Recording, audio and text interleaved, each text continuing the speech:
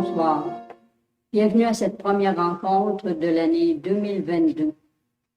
Cette année, je vous la souhaite bonne et heureuse. C'est la formule traditionnelle que nous utilisons pour offrir nos vœux du nouvel an. Mais en fait, que souhaitons-nous? Que rien de malheureux arrive durant l'année. Nous l'espérons. Mais est-ce possible? Sachant très bien que la vie humaine comporte son lot d'événements douloureux. Malgré tout cela, ce qui est formidable, c'est que nous continuons d'espérer. Et nous avons raison de le faire, car oui, c'est possible de vivre une année bonne et heureuse, si nous l'entrevoyons autrement. Prenons le temps d'y réfléchir et déployons le thème de ce soir, accueillir le don d'une année nouvelle. Mère Julienne du Rosaire considérait le 31 décembre comme une journée de transition entre une année qui se meurt et une année qui va naître. Cette manière de dire les choses donne un caractère presque humain à nos années. Ces années ne sont-elles pas remplies de nous-mêmes et de tout ce que nous vivons? Elles sont précieuses. Pensons à nos joies, nos peines, nos rires, nos larmes, nos efforts petits et grands pour vivre dans la vérité de l'amour, pour rester fidèles à nos engagements et s'investir dans notre travail, notre vie familiale, sociale, communautaire, pour continuer à croire et à espérer. Nos efforts pour garder la paix et l'unité en nous et entre nous. Nos efforts pour passer à travers la pandémie. Ces années remplies de notre vécu, pourquoi ne pourraient-elles pas retourner au Père, comme nous le disons si bien pour les personnes qui meurent?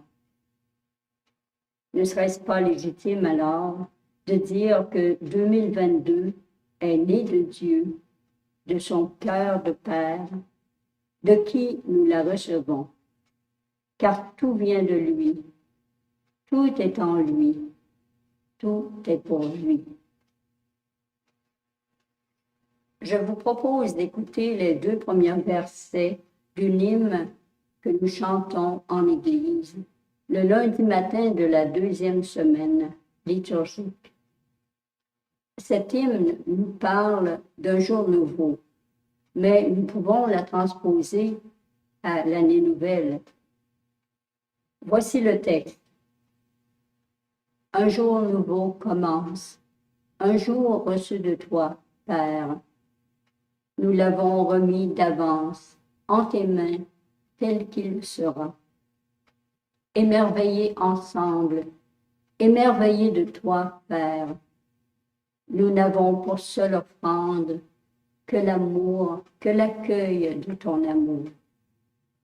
C'est une très belle hymne. Parfois, nous avons l'impression que la journée qui vient de s'achever est un copier-coller de la veille.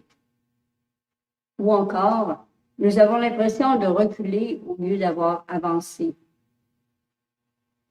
Nous nous heurtons souvent aux mêmes difficultés. Une impression, mais est-ce le cas? Chaque jour nous est offert par le Père et porte en lui le don de sa vie et de son amour pour nous. Chaque jour lui permet de nous rapprocher de lui un peu plus et à travers ce que nous vivons, de nous transformer petit à petit par l'intérieur. J'aime bien l'image de la transfusion sanguine qui, goutte à goutte, régénère le sang, lentement mais efficacement. Lentement et efficacement. Accueillir le jour qui commence comme un don du Père et lui remettre à l'avance nous ouvre à sa présence et nous donne d'entrer en dialogue avec lui. Cela nous permet aussi de regarder en sa présence ce qui nous attend d'agréable, mais aussi de difficile. À moins d'être aveugles sur nous-mêmes, nous ne pouvons pas nier que nous avons chacune, nos fragilités à gérer et nos combats à livrer. Et même si nous les connaissons, il n'en reste pas moins que ce sont pour nous des pierres d'achoppement. En les confiant au Père dès le matin, en lui demandant de les vivre avec nous, nous nous préparons à l'avance à les affronter avec la force de son esprit. Et cela fait toute la différence. Ainsi en est-il pour les imprévus qui peuvent survenir au cours de la journée. Cette manière de commencer la journée nous donne de mettre en pratique ce à quoi saint Paul nous exhorte dans sa lettre aux Éphésiens. Restez enracinés dans l'amour, établis dans l'amour. Bien sûr, nous n'y parvenons pas toujours très bien, mais notre bonne volonté est précieuse au Seigneur, car il permet de déverser en nous sa grâce. Il vaut donc la peine de continuer à s'investir. Commencer la journée selon ce que l'hymne nous propose nous fait entrer progressivement dans l'esprit d'émerveillement pour l'œuvre du Père en nos vies. En retour, nulle offrande ne peut être plus agréable au Père que l'accueil de son amour, parce qu'alors nous lui permettons de vivre un lien d'amitié avec nous. Pouvons-nous offrir un plus beau cadeau au Père? Cette réalité spirituelle exprimée dans l'hymne, si nous la vivons, est capable de transformer non seulement nos journées, mais de produire en nous un changement positif important. Lorsque nous accueillons une année nouvelle dans cet esprit, elle ne peut être que bonne et heureuse, quels que soient les événements qui surviendront. Nous qui avons été créés par Dieu, nous sommes ses enfants. Par le baptême, nous sommes devenus participantes